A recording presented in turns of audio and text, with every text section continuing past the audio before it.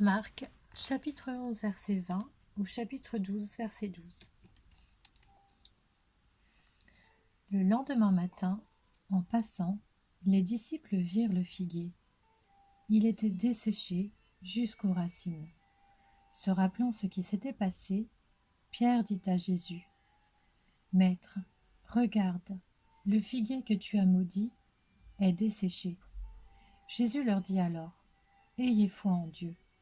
Je vous le dis en vérité, si quelqu'un dit à cette montagne : retire-toi de là et jette-toi dans la mer, et s'il ne doute pas dans son cœur, mais croit que ce qu'il dit arrive, il le verra s'accomplir. C'est pourquoi, je vous le dis, tout ce que vous demanderez en priant, croyez que vous l'avez reçu, et cela vous sera accordé. Et lorsque vous êtes debout pour prier, si vous avez quelque chose contre quelqu'un, pardonnez-lui, afin que votre Père céleste vous pardonne aussi vos fautes. » Ils se rendirent de nouveau à Jérusalem, et pendant que Jésus se promenait dans le temple, les chefs des prêtres, les spécialistes de la loi et les anciens vinrent vers lui et lui dirent : « Par quelle autorité fais-tu ces choses ? Et qui t'a donné l'autorité de les faire ? » Jésus leur répondit : « Je vous poserai moi aussi une question. Répondez-moi, et je vous dirai par quelle autorité je fais ces choses. Le baptême de Jean, venait-il du ciel ou des hommes ? Répondez-moi. » Mais ils raisonnèrent ainsi entre eux. Si nous répondons du ciel, il dira : pourquoi donc n'avez-vous pas cru en lui ? Et si nous répondons des hommes, il redoutait les réactions du peuple, car tous considéraient réellement Jean comme un prophète. Alors ils répondirent à Jésus : nous ne savons pas.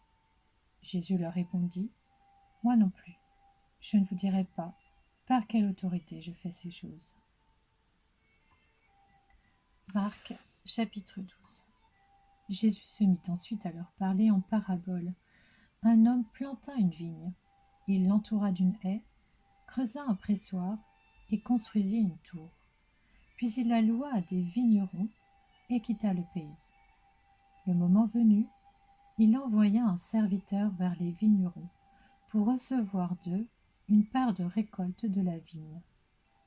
Ils s'emparèrent de lui, le battirent et le renvoyèrent les mains vides. Il envoya de nouveau vers eux un autre serviteur. Ils lui jetèrent des pierres, le frappèrent à la tête et l'insultèrent. Il en envoya un troisième et ils le tuèrent. Puis beaucoup d'autres qu'ils battirent ou tuèrent. Il avait encore un fils bien-aimé. Il l'envoya vers eux en dernier, disant : « Ils auront du respect pour mon fils. » Mais ces vignerons dirent entre eux : « Voilà l'héritier.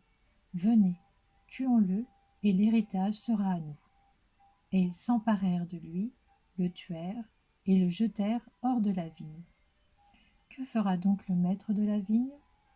Il viendra, fera mourir les vignerons et donnera la vigne à d'autres. N'avez-vous pas lu cette parole de l'Écriture ? La pierre qu'ont rejetée ceux qui construisaient est devenue la pierre angulaire. C'est l'œuvre du Seigneur et c'est un prodige à nos yeux. Ils cherchaient à l'arrêter, mais ils redoutaient les réactions de la foule. Ils avaient compris que c'était pour eux que Jésus avait dit cette parabole. Ils le laissèrent alors et s'en allèrent.